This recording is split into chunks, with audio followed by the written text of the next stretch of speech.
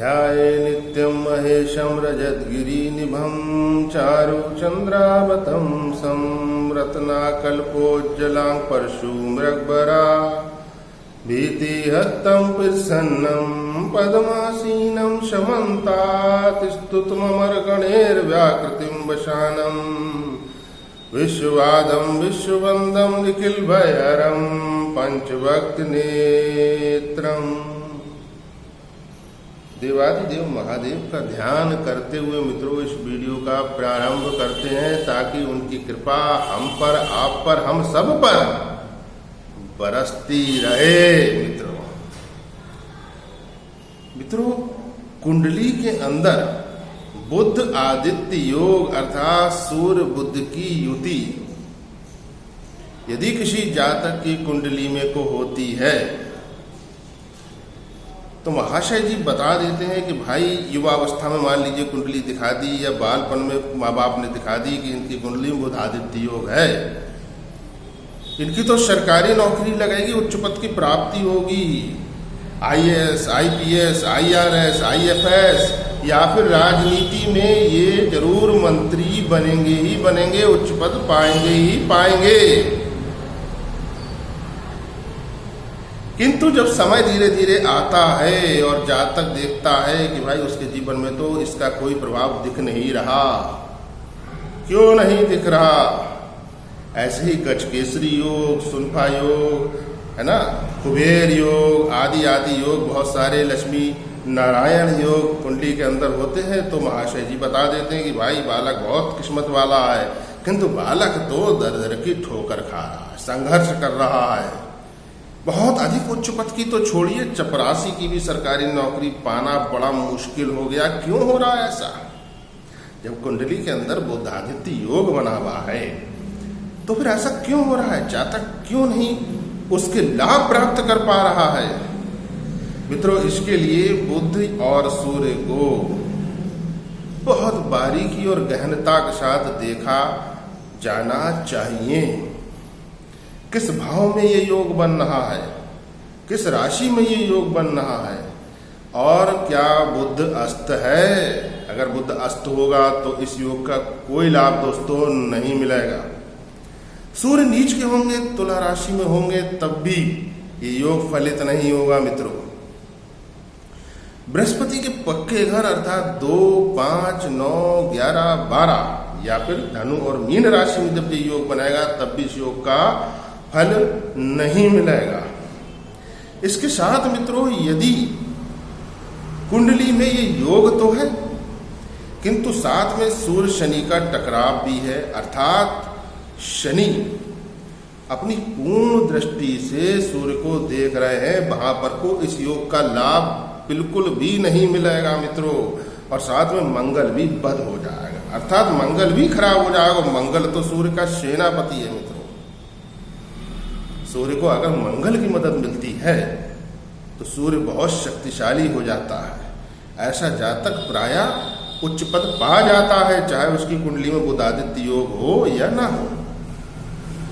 अब अगर बृहस्पति के पक्के घर में बैठ जाएगा तो उस कंडीशन में पितर दोष भी बन जाता है, वहां पर बृहस्पति का भी फल खराब होता है।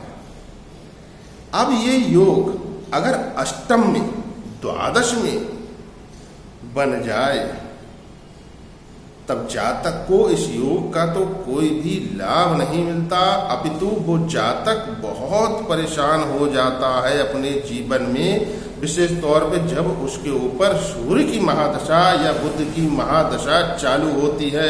क्योंकि अष्टम भाव मौत का घर है दोस्तों, मौत का फंदा है, बिल्कुल अंधेरा है वहां पर को। और बुध अगर वहां पर आ जाता बहुत खराब फल करता है। द्वादश में बुध बहुत खराब फल करता है। बहन, बेटी, बुआ दुखी रहती हैं, जवानी में ही उनको बहुत कष्ट उठाने पड़ते हैं कई बार, मैं क्या बताऊं। तो ऐसे जातक जिनके ये अष्टम में बना हुआ है या द्वादश में बना हुआ है या अकेला ही बुध अष्टम या द्वादश में बैठा हुआ है, उनके लिए, और जिनको अपने बुध आदित्य योग को मजबूत करना है उनके लिए, जिनको अपने सूर्य को मजबूत करना है उनके लिए आज एक बहुत विशेष उपाय यहाँ पर को बताने जा रहे हैं, जो उपाय मित्रों आपके बुध और सूर्य को बहुत बलवान बना देगा। और ये बहुत आनंद देने वाला उपाय है मित्रों, आनंद देने वाली विधि है। इस उपाय को मित्रों आप तो एक ही बार करेंगे, किंतु हजारों हजारों हजारों हाथ से आपको इसका फल मिलने शुरू हो जाएगा, आपको फल इसका मिलने लगेगा दोस्तों। कैसे? देखिए, तांबे का लोटा है दोस्तों, आपको बस तांबे का एक लोटा मंदिर में को रख के आना है। और ये लोटा आप 12 की गिनती में एक ही साथ ले लीजिए, कम पैसों में मिल जाएंगे। छोटी सी लोटिया भी आप ले सकते हो दोस्तों, जरूरी नहीं कि बड़े बड़े लोटे ही लो। 12 ले लीजिए मित्रों, और बुधवार आप इसको मंदिर में को रख के आइए।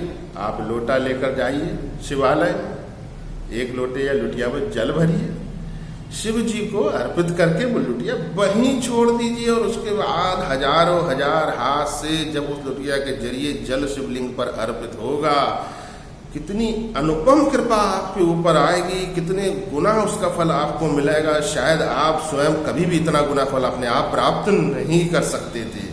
ये अपने आप में एक अद्भुत उपाय है मित्रों। सूर्य और बुध दोनों एक साथ मजबूत हो जाते हैं, किसी भी स्थिति में बैठे हों। बुध आदित्य योग जागृत होने लगता है, मजबूत होने लगता है, उसके दोष मिटने लगते हैं। और मेरे दोस्तों जो युवा अवस्था में हैं, उनकी कुंडली में यदि ये योग है, इस उपाय को अवश्य पकड़ लीजिए।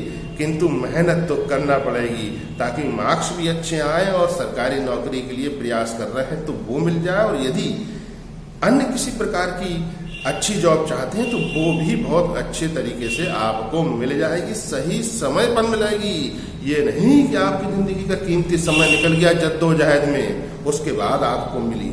सही समय पर जॉब मिलेगी मित्रों, तो विवाह भी सही समय पर होगा और सारी गतिविधियां जीवन की एकदम बढ़िया करके चलेंगे। मंदिर में को दे रहे हैं, बृहस्पति आपका बलवान हो रहा है, बृहस्पति का बल भी इसके अंदर को शामिल हो रहा है। और सूर्य और बुध तो बलवान हो ही रहे हैं दोस्तों। अब ये उपाय मित्रों बुधवार के दिन से करना है, किंतु जिस भी बुधवार से करें उस दिन चौथ, नौमी, 14 की तिथि नहीं होना चाहिए। ये छिद्रा तिथि होती हैं। और देख लें उस दिन किसी भी प्रकार से कोई गंडमूल का नक्षत्र ना हो। जैसे कि मित्रों अब 15 तारीख आ रही है, बुधवार है, अष्टमी तिथि है, किंतु लगभग 3 बजे तक आश्लेषा नक्षत्र विद्यमान है, जो कि गंडमूल का नक्षत्र होता है।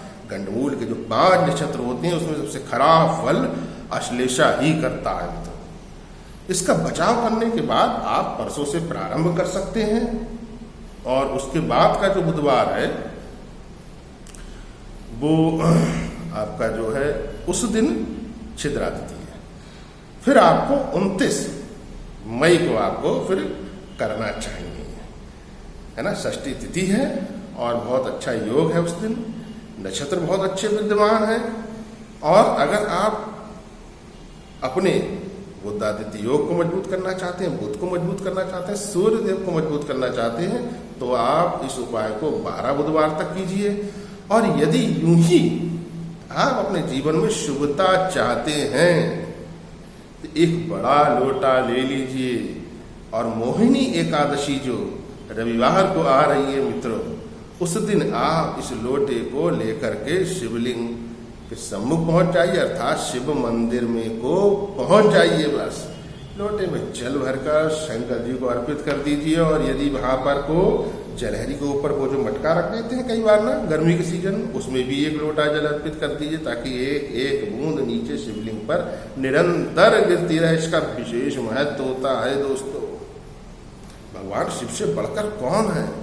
बुद्ध बुद्धि का कारक है, बुद्ध व्यापार का कारक है, बहन बेटी बुआ का कारक है, कलम का कारक है। अगर बुद्ध मजबूत होगा आपकी कलम बहुत अच्छे से प्रभावशाली तरीके से लिख पाएगी हर चीज को, है ना। जीवन में कभी कलम आपकी धोखा नहीं देगी, अर्थात आपकी लेखनी की जो शक्ति है वो ज्वलंत होकर रहेगी।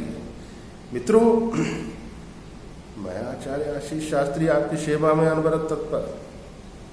वीडियो को लाइक दोस्तों अवश्य करके जाइए, आपका एक लाइक हमारे लिए अनमोल है। चैनल पर पहली बार हो सब्सक्राइब करना ना भूलिए और वीडियो को अधिक से अधिक शेयर कर दीजिए। मोहिनी एकादशी रविवार को इस उपाय को करके सभी लोग लाभ प्राप्त कर सकते हैं, क्योंकि जरूरी नहीं है कि सभी लोग युवा अवस्था में हों। जो कि माता पिता है, यदि वो अपनी बेटियों के लिए, अपनी बहनों के लिए, भाई या अपने व्यापार को बढ़ाने के लिए भी कोई भी व्यक्ति इस कार्य को मोहिनी एकादशी पर कर लीजिए। रविवार का दिन बहुत अच्छा रहेगा। जय श्री राम।